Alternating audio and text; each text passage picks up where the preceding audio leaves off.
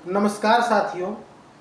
विगत कुछ दिनों से जो शिक्षक और विद्यार्थी हैं वो एसएससी सीजीएल की परीक्षा को लेकर के, उसमें हुई अनियमितताओं को लेकर के पिछले कुछ दिनों से दिल्ली के जंतर मंतर मैदान में आंदोलनरत हैं।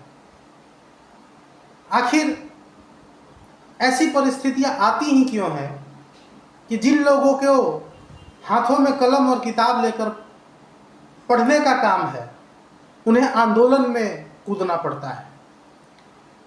ऐसी परिस्थितियां आखिर आती ही क्यों हैं, ये सवाल है जो निश्चित रूप से हम सबों के सामने आ जाता है जब ऐसे दृश्य को देखते हैं। आप हम सब जानते हैं कि आज अगर हम सब किसी भी प्रोफेशनल स्टडीज को पढ़ना चाहते हैं, जिसको पढ़ने के बाद हमें ऐसा लगता है कि हमें रोजगार मिल सकता है, तो उन प्रोफेशनल स्टडीज को पढ़ने के लिए उच्च शिक्षण संस्थानों में जो प्राइवेट संस्थान हैं उसमें बहुत ही ऊंची फीस चुकानी पड़ती है, जो कि निश्चित रूप से हर पेरेंट्स जो देश का है, जो गरीब तबके से आते हैं, जो निम्न तबके से आते हैं, जिनकी आर्थिक स्थिति मजबूत नहीं है, वो जब उन फीस को सुनते हैं तो उनके कदम कहीं ना कहीं पीछे आ जाते हैं कि इन प्रोफेशनल डिग्रीज को पढ़ने के लिए जो पैसे की आवश्यकता है वो कहीं ना कहीं उनके पास नहीं होती है। ऐसे में एसएससी, सीजीएल, यूपीएससी और जितनी भी स्टेट पीएससीज होती हैं, ये परीक्षाएं निश्चित रूप से उनको एक ऑप्शन की तरह दिखता है उन विद्यार्थियों को कि चलो, अगर हम 5 लाख दे करके एमबीए नहीं कर सकते हैं, 50 लाख खर्च करके एमबीबीएस की डिग्री नहीं ले सकते हैं, 3 लाख खर्च करके बीएड की डिग्री नहीं ले सकते हैं, तो कहीं ना कहीं हमारे पास एसएससी, यूपीएससी और स्टेट पीएससी जैसी तमाम परीक्षाएं हैं जिनको पास करके इस देश में अधिकारी और पदाधिकारी बनने का मौका हमें मिल सकता है और एक डिग्निफाइड लाइफ हम जी सकते हैं। लेकिन जब ऐसे परिदृश्य सामने आते हैं तो उन सपनों को झटका लगता है।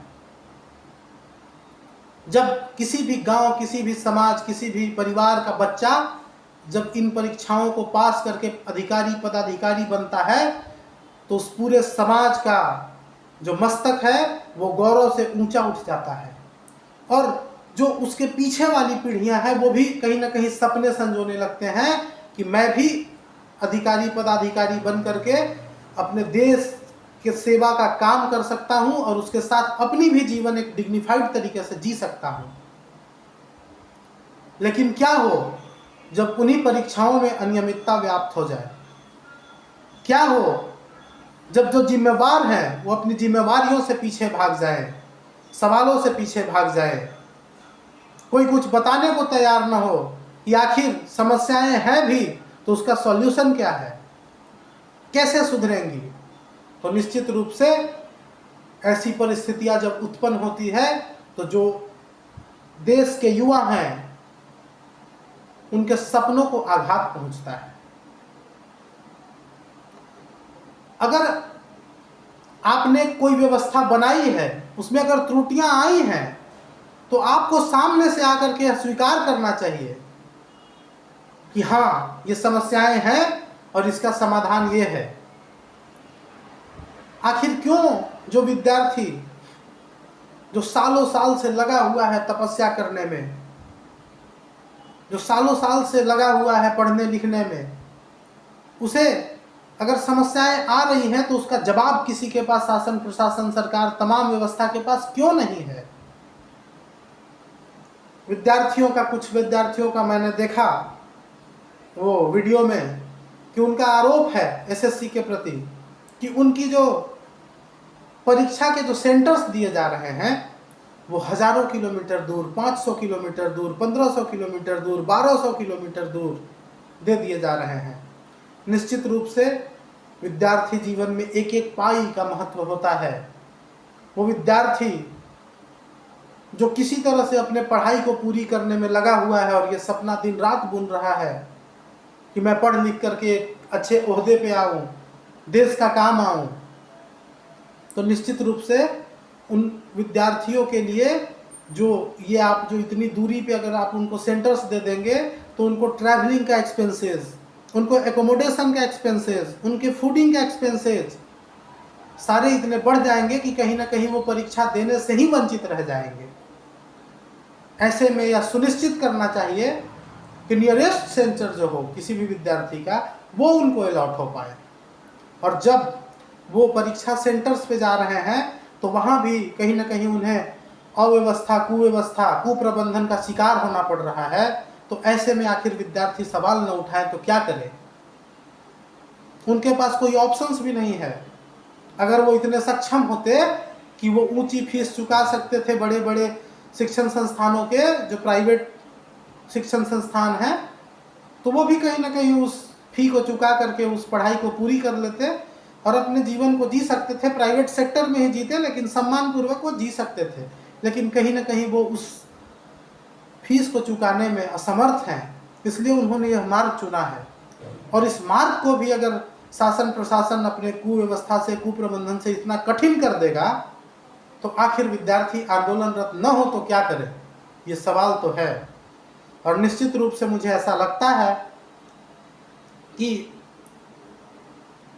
जो भी जिम्मेवार हैं और जिनके भी हाथों में व्यवस्था है, उनको निश्चित रूप से इन चीज़ों को व्यवस्थित करना चाहिए और विद्यार्थियों में एक विश्वास पैदा करना चाहिए कि आप सिर्फ अपने पढ़ाई पे ध्यान दें, पढ़े लिखे और शिक्षक पढ़ाएं, बच्चे पढ़ें, और ये पढ़ने पढ़ाने का जो कार्यक्रम है ये इन लोग जब अच्छे से करें और जब वो किसी भी परीक्षा को देने जाएं तो वहाँ उन्हें किसी प्रकार का कुव्यवस्था का सामना न करना पड़े और वे लोग अपने मेरिट के बेसिस पे पूरे पारदर्शी तरीके से उस जो वो डिजर्व करते हैं उस स्थान को वो प्राप्त कर पाए शिक्षा के जगत में। ऐसा व्यवस्था सुनिश्चित करना शासन प्रशासन का काम है और मुझे लगता है कि यह निश्चित रूप से चाहे जो भी सरकार हो उसे करना चाहिए। आखिर अव्यवस्था का जिम्मेवार कौन है? कुव्यवस्था का जिम्मेवार कौन है? शासन है, प्रशासन है, सरकार है। निश्चित रूप से जो विद्यार्थी और शिक्षक आज आंदोलन में उतरे हैं उनका काम आंदोलन करना नहीं है, उनका काम पढ़ना और पढ़ाना है। लेकिन कहीं ना कहीं जब व्यवस्था लचर होती है तो मजबूरन उन्हें आगे आना पड़ता है, क्योंकि आखिर उनके भविष्य का भी तो सवाल है।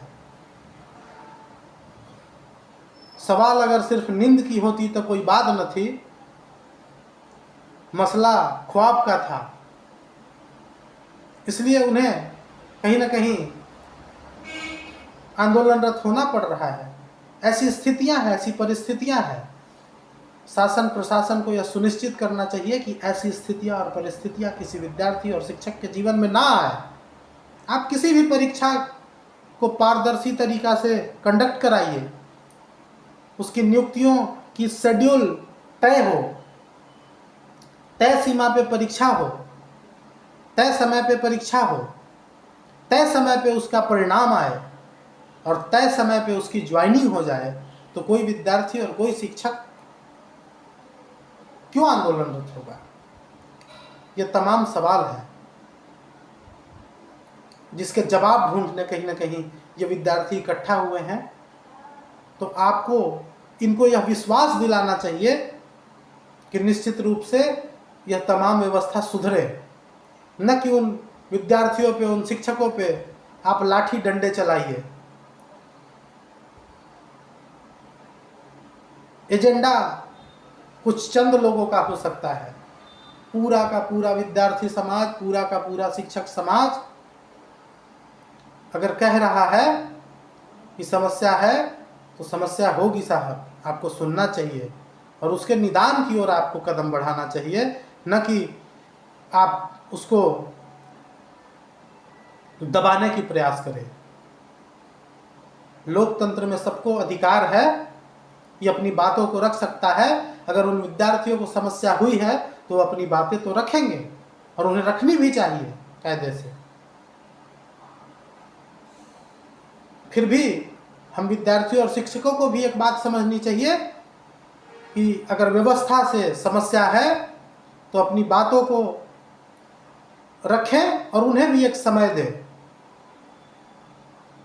निश्चित रूप से हमें आशावान रहना चाहिए कि हल निकलेगा और जो विश्वास है वो फिर से बहाल होगी व्यवस्थाओं में और इन परीक्षाओं में, और फिर से जो गुदड़ी के लाल हैं वो इन परीक्षाओं के जरिए अधिकारी और पदाधिकारी बनेंगे और देश की सेवा भी करेंगे और अपने जीवन को भी खुशहाल बना पाएंगे। ऐसा मुझे पूर्ण विश्वास है।